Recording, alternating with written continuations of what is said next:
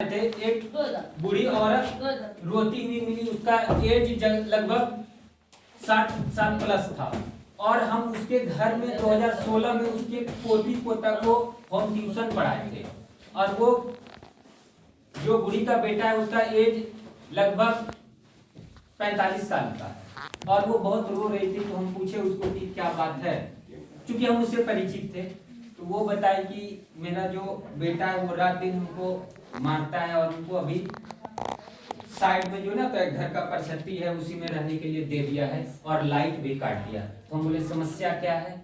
समस्या ये है कि हमको जीवित नहीं देखना चाहता है और जो मेरा संपत्ति है उसी के नाम से, लेकिन उसका बेटा का कब्जा है और उसकी जो वाइफ है उसी में वो मिली हुई है। मूल रूप से ये समझो कि उसका पुत्र अपने माँ को वृद्ध अवस्था में छोड़ दिया है, ना तो उसको खाने पीने दे रहा है, ना तो लाइट का सुविधा है और ना ही उसको जो है किसी प्रकार का जो मेडिकल हेल्प चाहिए वो भी नहीं दे रहा है।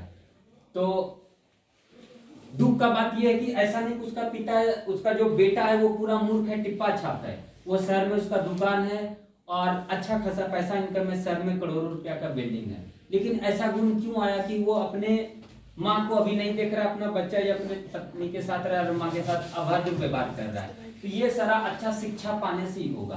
तो तुम लोगों से आग्रह है कि कभी भी तुम लोगों का माँ पिताजी या गर्ल्स लोग जो तुम लोग का शादी विवाह आदि ना 5 साल 10 साल के बाद होगा, तो तुम लोग भी जिसके घर में जाएगी तो वहां पे जो तुम्हारे सास ससुर होंगे उनके साथ बुरा बर्ताव नहीं करना है। इनके तुम ससुराल में हो, तुम्हारे माँ पिताजी वृद्ध हो गए तो उसके साथ में जो है बुरा बर्ताव नहीं करना है। क्योंकि हम लोग जो अपने माँ का मतलब पुत्र हैं, तो माँ और पिताजी को ये उम्मीद होता है कि अपने पुत्र और अपने पुत्री खास करके ये उम्मीद रहता है कि हम अपने बेटा या बेटी का जो मतलब जन्म दिए कि मेरा वृद्ध अवस्था में कम से कम अच्छा से लालन पालन करे और सेवा करे।